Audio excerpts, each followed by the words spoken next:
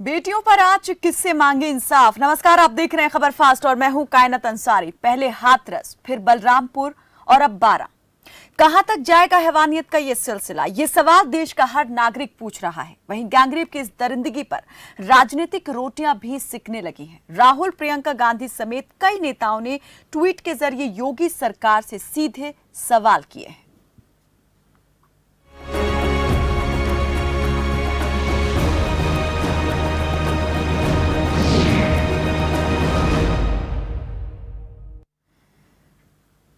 उत्तर प्रदेश के हाथरस कांड के सदमे से लोग अभी उबरे भी नहीं थे कि अब यूपी के बलरामपुर में एक लड़की के साथ गैंगरेप और हत्या की सनसनीखेज खबर सामने आई। बलरामपुर में फीस जमा कराने गई 22 साल की कॉलेज छात्रा के साथ कथित तौर पर दुष्कर्म किया गया, तो उधर बारां में 2 नाबालिग बहनों से भी सामूहिक दुष्कर्म की वारदात सामने आई है। ऐसे में जहां पुलिस पर भरोसा करना बहुत मुश्किल हो रहा है, वहीं बेटी के अंतिम संस्कार को लेकर योगी सरकार बुरी तरह से घिरी हुई है। अगर बात सियासत की करें तो राहुल और प्रियंका गांधी पीड़ित के परिवार से मिलने हाथरस पहुंचे हैं, लेकिन जिले की सीमाएं सील हैं और धारा 144 लागू है। इसके अलावा केस से अब एक और नया एंगल जुड़ गया है। पीड़ित परिवार की सुरक्षा में तैनात 3 पुलिसकर्मी कोरोना पॉजिटिव पाए गए हैं, जिसे अब सियासी तौर पर रक्षा कवच भी माना जा रहा है। तो सवाल यहां पर कई उठ रहे हैं इन सिलसिलेवार घटनाओं के सामने आने के बाद, और ये सवाल यहां पर आज देश के हर नागरिक के दिमाग में उठ रहे हैं, जुबान पर हैं। योगी राज में बढ़ते रेप और अपराध की घटनाएं कब तक? क्या यही है योगी का राम राज्य? ऐसे कैसे बचेंगी बेटियां? बेटियों की जान सम्मान की कोई कीमत नहीं है क्या? सांत्वना सियासत से आगे कब बढ़ेगी सरकार? कब हैवानियत पर लगेगा फुल स्टॉप? और देश में और कितने हाथरस, कितनी निर्भया? योगी राज में बढ़ते रेप और अपराध की घटनाएं, क्या निकाला जाए इन सब का मतलब? आखिर क्यों इस तरह की घटनाएं बार बार हो रही हैं? क्यों जो दरिंदे हैं, हैवान हैं, उनके दिल में कानून का खौफ नहीं बैठ रहा है? क्यों बेटियां बार बार इस दरिंदगी का शिकार हो रही हैं? आखिर कैसे रुकेगा ये सब कुछ? क्या सिर्फ मुआवजे का मरहम लगा देने भर से ही सरकार की जिम्मेदारी पूरी हो जाती है? उस सिस्टम का क्या जिसकी जिम्मेदारी है इन सब चीजों पर लगाम लगाना, इन सब चीजों पर रोक लगाना, अपराधियों पर कानून का शिकंजा कसना? क्योंकि ये जो घटनाएं सामने आई हैं, इसमें कहीं ना कहीं पुलिस की कार्यशैली, कार्यप्रणाली भी सवालों के घेरे में है। तो अगर बात करें बारां की, राजस्थान की बारां की, तो 2 नाबालिग बहनों के साथ दुष्कर्म की बात सामने आई है। सामूहिक दुष्कर्म की 18 सितंबर को आरोपियों ने अपहरण किया, फिर 3 दिन तक जयपुर और कोटा में गैंगरेप होता रहा। लेकिन पीड़ित परिवार का आरोप है कि शिकायत करने के बावजूद पुलिस ने कोई जो शिकायत थी वो दर्ज नहीं की, पुलिस ने कोई कार्रवाई नहीं की। परिवार का यह आरोप है। हालांकि पुलिस ये कह रही है कि दुष्कर्म नहीं हुआ है। जो 2 आरोपी पकड़े भी गए थे मामले में, उन्हें भी पुलिस ने बाद में छोड़ दिया। उधर बलरामपुर की बात करें तो 22 वर्षीय छात्रा से गैंगरेप हुआ है। पीड़िता की कमर और पैर तोड़े जाने की बात सामने आ रही है। हालांकि पोस्टमार्टम रिपोर्ट इससे कुछ अलग ही बात कहती है। सामूहिक दुष्कर्म के बाद पीड़िता की मौत हो जाती है, जिससे कई सवाल उठते हैं कि आखिर जो यहाँ पुलिस सुना रही है, पुलिस कहानी बयां कर रही है, वो कहानी सच है या जो घटना को देखकर समझ आता है वो बात सही है? उधर हाथरस गैंगरेप मामले में भी जिले की सारी सीमाएं जो हैं इस वक्त सील हैं, क्योंकि धारा 144 लागू कर दी गई है। जिले में सियासी दौरे शुरू हो चुके हैं। राहुल, प्रियंका गांधी जो है हाथरस का दौरा करने के लिए निकले हैं। आईटी ने भी जांच शुरू कर दी है। इस पूरे मामले को लेकर आईटी गठित की गई थी। राष्ट्रीय मानव अधिकार आयोग ने भी यूपी सरकार और डीजीपी को नोटिस दिया है और जवाब तलब किया है। आयोग ने 4 सप्ताह में इस मामले में जवाब मांगा है।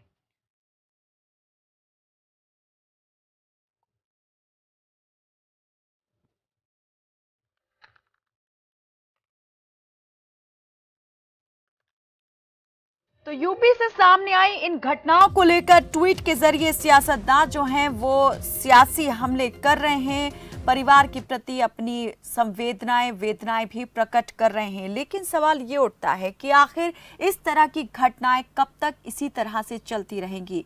साथ ही हाथरस गैंगरेप कांड में जिस तरीके से पुलिस ने काम किया है, जांच की है और कार्रवाई की है, उस कार्रवाई को लेकर के भी कई सवाल यहां पर उठने शुरू हो चुके हैं। सबसे बड़ा सवाल तो यही कि आधी रात के वक्त 2:30 बजे पुलिस ने अंतिम संस्कार आखिर कैसे कर दिया। अगर जिलाधिकारी भी मौके पर मौजूद थे तो क्या जिलाधिकारी ने अपने ही विवेक के अनुसार ये फैसला लिया और उसके आधार पर ही पुलिस ने ये अंतिम संस्कार कर दिया। और जो यहाँ पर आरोप परिवार लगा रहा है, उन आरोपों का सही और सीधा जवाब पुलिस के पास भी नहीं है। पुलिस जो कह रही है वो परिवार के आरोपों से कुछ अलग ही सुनाई पड़ रहा है। इस पर ज्यादा बातचीत के लिए हमारे साथ कई मेहमान जुड़ चुके हैं। योगिता भयाना हमारे साथ जुड़ी हैं, आप एक सामाजिक कार्यकर्ता हैं। डॉक्टर शालिनी यादव जुड़ी हैं, आप एक वकील हैं। और अंजू चौधरी इस वक्त जुड़ी हैं हमारे साथ, आप उपाध्यक्ष हैं उत्तर प्रदेश में महिला आयोग की। बहुत स्वागत है आप सभी का हमारे साथ इस चर्चा में जुड़ने के लिए।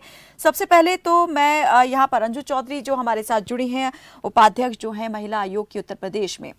अंजू जी, ये जो घटनाएं यहाँ पर सामने आ रही हैं, ऐसा नहीं है कि पहली बार ये इस तरह की कोई घटना सामने आई हो, लेकिन बर्बरता जो है वो कम नहीं हो रही है, दरिंदगी लगातार सामने आ रही है। और इस तरह के मामले जो सामने आते हैं, कानून आप कैसे देख रहे हैं अपना काम कर रहा है, पुलिस की कार्य प्रणाली जो है वो कैसी आपको दिखाई दे रही है इन सभी मामलों में? आखिर हैवानों के दिल में खौफ क्यों नहीं है कानून का? देखिए, ये दरिंदगी जो है ये बहुत जास्ती बढ़ गया है, ये हम जरूर इस पर मानते हैं। और ये एक सामाजिक कुरीति है और सोच है जो कि दिन ब दिन बद से बदतर हो रहा है। और इसका कारण मोस्टली ये जो मोबाइल पर और वीडियो के अलग अलग तरीके के जो सामने लोगों को देखने को मिलता है, और यंग लड़कों को जो तरह तरह के गंदे भद्दे वीडियो देखते हैं और उससे सीखते हैं, तो इसकी वजह से ये कुरीति बढ़ती जा रही है। और मैं मानती हूँ हम लोग की तरफ से सरकार जो चाहे जो भी है अपनी पूरी कोशिश करती है कि इसको रोके और हर तरह से सख्त से सख्त सजा दी जाए। लेकिन इन दरिंदों के साथ जितनी सख्त सजा दी जानी चाहिए और जितनी तत्काल दी जानी चाहिए, ये नहीं हुआ। जैसे निर्भया कांड को भी आप देखें, 7 साल बाद उस लड़की को न्याय मिली जब पूरा हिंदुस्तान एकजुट हो गया था। तो अब इस तरीके का कांड पर हमारे माननीय मुख्यमंत्री जी ने जैसे SIT गठित किया है कि स्पेशल इन्वेस्टिगेशन टीम गठित किया है, तो उससे उन्होंने 7 दिन के अंदर मांगा है। 4 लोगों की वहाँ वाले को गिरफ्तारी हो चुकी है और ये बलरामपुर वाले जो 2 लोग हैं अभी नहीं गिरफ्तार हुए, लेकिन जल्द वो गिरफ्तार होंगे, ये हमें पूरा विश्वास है। नहीं मैडम, यहाँ पर हम हाथरस अगर गैंगरेप कांड की बात करें यहाँ पर, तो इस मामले में आप देख रही हैं कि जो कार्रवाई जिस तरीके से होनी चाहिए थी उस तरीके से की गई है? पुलिस का जो काम था उसने पूरी ईमानदारी के साथ वो काम किया है, या कुछ दबाने की छुपाने की कोशिश हुई है? देखिए, पुलिस अपनी तरफ से हमेशा कोशिश यही करती है कि जो कुछ जैसे भी हो न्याय दिलाने की कोशिश करे। हाँ, कई बार कोई गलत भी होते हैं, ऐसे व्यक्ति भी होते हैं जो कि शायद इसमें अपनी तरफ से कमी करते हैं, तो ऐसे लोगों को हम लोग तत्काल उनको सजा देने का काम करते हैं। नहीं, मैं आपसे हाथरस गैंगरेप को लेकर पूछ रही हूँ, इसमें क्या पुलिस ने उस तरीके से काम किया जैसे करना चाहिए था? या आप भी देख रही हैं कि कहीं ना कहीं पुलिस ने भी बहुत ज्यादा जल्दबाजी दिखाई है इस पूरे मामले में, और ये जल्दबाजी बहुत सारी चीजों को लेकर के सवाल उठा देती है? हाँ, जल्दबाजी रात में जो जलाया गया, लेकिन उनके माता पिता को संज्ञान में देख करके तभी वो क्रिमिनेशन किया गया। It was wrong, I think it was wrong, and इसके ऊपर बिल्कुल जांच होगा और इसके ऊपर बिल्कुल कार्रवाई होगी कि ऐसा क्यों किया। और इसके पीछे 2 बातें हो सकती हैं कि जब माता पिता एग्री कर गए थे तो हो सकता है बॉडी डिके हो रहा हो। लेकिन माता पिता तो कह ही नहीं रहे कि वो एग्री कर गए थे, उन्होंने तो साफ तौर पर कहा है कि सहमति नहीं थी। जो दुखी और हर तरह से परेशान और इतना बड़ा हादसा जिसकी बेटी के साथ हो जाए, तो वो नेचुरली उसको हर तरफ से यही दिखाई देगा कि हर अगला कोई गलत है और हम जो कह रहे हैं वो सही है। अंजू जी, आपकी बातों से ऐसा लग रहा है आप भी कहीं ना कहीं पुलिस के जो कार्यवाही रही है उसको आप डिफेंड कर रही हैं, उसको उसके समर्थन में आप बात कर रही हैं। एक महिला होने के नाते मैं ये जानना चाह रही हूँ कि एक महिला का, उस माँ का दर्द आप महसूस शायद कर सकती हो, लेकिन आप भी यहाँ पर वही कह रही हैं जो पुलिस बोल रही है। लेकिन हम उन लोगों की बात कर रहे हैं जो यहाँ सामने बोल रहे हैं, कैमरे के लोगों के सामने बोल रहे हैं कि उनसे वो अधिकार छीन लिया गया जो उनका था। बेटी का अंतिम संस्कार उनका करने का अधिकार था, लेकिन वो तक उनसे छीन लिया गया। यहाँ पर पुलिस ने खुद अंतिम संस्कार कर दिया। क्या ये काम पुलिस का था? क्या ये काम पुलिस का था? आई एग्री विद यू, और पुलिस के ऊपर इस पर जरूर जांच होकर के कार्रवाई की जाएगी कि क्यों उन्होंने ऐसा किया। डॉक्टर शालिनी यादव, आप एक वकील हैं, इस तरह के मामलों में ये जो कार्रवाई हुई है इसे आप कैसे देख रहे हैं? देखिए कायनात जी, जो अधिकार पुलिस ने लिया वो पुलिस का नहीं था, बहुत क्लियरली। डेथ के बाद बॉडी फैमिली को हैंडओवर की जानी चाहिए थी।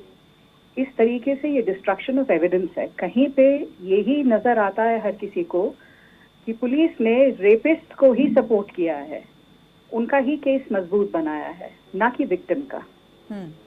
और ये क्यों हुआ, कैसे हुआ, किसकी शह पे हुआ, ये चीजें यूपी की सरकार को सोचनी चाहिए। यहाँ पे आके डिफेंड करना किसी भी तरीके से, ये कहना कि फैमिली को कोई अंदाजा ही नहीं था क्या कह रहे हैं, मेरे ख्याल से बहुत ही शर्मनाक है। क्योंकि उनके साथ ज्यादती, पहली ज्यादती तो उनकी बेटी की मृत्यु पे हुई, इस तरीके का उसके साथ जो बर्बरतापूर्ण व्यवहार किया गया उसके साथ हुई। उसके बाद आप परिवार को, उस बच्चे को आखिरी में उसकी बॉडी तक हैंडओवर नहीं करते हैं, तो ये तो सरासर ही प्रशासन की नाकामी है, बिल्कुल नाकामी है और ज्यादती है। मैं इसे सिर्फ नाकामी नहीं कहूंगी, ये प्रशासन की ज्यादती है। इसके लिए पुलिस पर्सनल के ऊपर इनको केस करना चाहिए। डेफिनेटली ये अकाउंटेबल है। और जिस तरह से सरकार इनका ये स्टैंड ले रही है, देखिए इस वक्त एक दूसरा एंगल बहुत क्लियरली नजर आ रहा है इसमें कि जब हम रेप की बात करते हैं तो रेप जो होता है वो एक पावर का एसर्शन होता है, वो एक सेक्सुअल एक्ट के थ्रू पावर का एसर्शन होता है, किसी को दबाने की कोशिश होती है। तो उसमें एक फैक्टर, आप ये कहिए उम्र होती है, कभी कहते हैं ऐसे कपड़े पहने, लेकिन एक फैक्टर कास्ट भी है, जाति का एंगल आप इससे बिल्कुल हटा नहीं सकते कि जाति को नजर में रखते हुए, जाति के वजह से भी कुछ बच्चों पे, कुछ बच्चियों को वो ज्यादा वल्नरेबल होती हैं, और ये जाति का क्राइम है। और इसमें सवाल तो उठाए ही जाएंगे, क्योंकि यूपी के जब चीफ मिनिस्टर ठीक उसी जाति के हैं जिसके ये बच्चे हैं जिन्होंने इस तरह का ये कांड किया, तो क्यों दबाया गया, किसके कहने पे दबाया गया, ये चीजें जांच के दायरे में जरूर आती है। ये बहुत ही बड़ा मामला है। ये अपराध में अब सिर्फ पुलिस भी कंप्लिसिट हो जाती है। इस पूरे मामले में जो पुलिस प्रशासन, पुलिस के वरिष्ठ अधिकारियों के बयान आ रहे हैं, उन बयानों को भी देख करके आपको क्या लगता है कि पुलिस खुद यहाँ पर बहुत सोच विचार के इस मामले में बयान जारी कर रही है, तोल मोल की बातें यहाँ पर कही जा रही हैं? पहले यहाँ पर ये पूरी तरह से साफ नहीं किया गया था, जब तक मृतका जीवित थी तब तक गैंगरेप की बात से इनकार भी नहीं किया गया, ना ही पुष्टि की गई। लेकिन अब मृतका के जाने के बाद पुलिस कहीं ना कहीं ये भी कहती सुनाई दे रही है कि गैंगरेप हुआ ही नहीं। जी देखिए, ये केस जो सीधा सीधा रेप का मामला होना था, अब वो पब्लिक वर्सेस पुलिस बन गया है, क्योंकि पुलिस जिस तरह से डिफेंड कर रही है, अभी अपने आप उन्होंने पुलिस की जिस तरह से हरकतें रही हैं, तो इनकी सरकार जो है उसको डिफेंसिव होने की तो जरूरत अब हो ही गई है, क्योंकि उसकी सरकार ने ऐसे कारनामे किए हैं। जो बात आप कह रही हैं वो सही है कि पुलिस का काम एफआईआर लॉन्च करना होता है। शुरू से हम लोग यही देखते आए हैं कि रेप केसेस में ज्यादातर कन्विक्शन जो है वो इन्वेस्टिगेशन खराब होने की वजह से या एडिक्वेट इन्वेस्टिगेशन नहीं होने की वजह से होते हैं, और उसके बाद जो पीड़िता होती है उसको न्याय मिल ही नहीं पाता। तो जहाँ पे एक तरफ तो हम बात करते हैं कि पुलिस फोर्स को स्ट्रेंथन करने की जरूरत है, पुलिस फोर्स को हमें सेंसिटाइज करने की जरूरत है, पुलिस फोर्स में हमें ज्यादा महिला पुलिसकर्मी लाने की जरूरत है, क्योंकि देखा गया है कि यूएन की स्टडी में भी 39 कंट्रीज ऐसे हैं जहां पे जब उन्होंने महिलाओं को पुलिस फोर्स में बढ़ाया, महिलाओं का नंबर, तो देखा गया है कि सेक्सुअल क्राइम काफी कम हो गए हैं वहाँ पे। तो इतनी जब ऑलरेडी हमारा सिस्टम ही इतना कमजोर है और वही सिस्टम जब पीड़िता को न्याय ना दिलाने के लिए काम करने लगे, तो मेरे ख्याल से ये बहुत ही ज्यादा दुखद और बहुत दुर्भाग्यपूर्ण है। योगिता भयाना जी। योगिता जी। जी बिल्कुल, मैं शालिनी जी से बिल्कुल वाकिफ रखती हूँ जो वो बोल रही हैं। बिल्कुल उन्होंने पॉइंट टू पॉइंट बिल्कुल अच्छी बिल्कुल ऐसी बातें रखी जो हम सुन रहे हैं, समझ रहे हैं, पर बदलाव नहीं हो रहा। हम वहीं के वहीं खड़े, बदलाव नहीं हो रहा, वहीं के वहीं खड़े हैं, जहां कल थे वहां आज भी हैं। 8 साल पहले भी हम यही बात करते थे जब निर्भया कांड हुआ था और तमाम तरह की सुरक्षा को लेकर दावे किए गए थे, सरकारों की तरफ से व्यवस्थाएं की गई थी, लेकिन आज वो व्यवस्थाएं क्यों दिखाई नहीं दे रही हैं? क्या वो नाकाफी साबित हो रही हैं या फिर उन्हें लागू करने में जो सिस्टम है वही फेल हो चुका है? इस पर हमारी बातचीत आगे भी जारी रहेगी। आप सभी हमारे साथ बने रहें। एक छोटे से ब्रेक के लिए रुक रहे हैं, आप बने रहें हमारे साथ, देखते रहें खबर फास्ट। आप देख रहे हैं खबर फास्ट, तेज खबर पैनी नजर।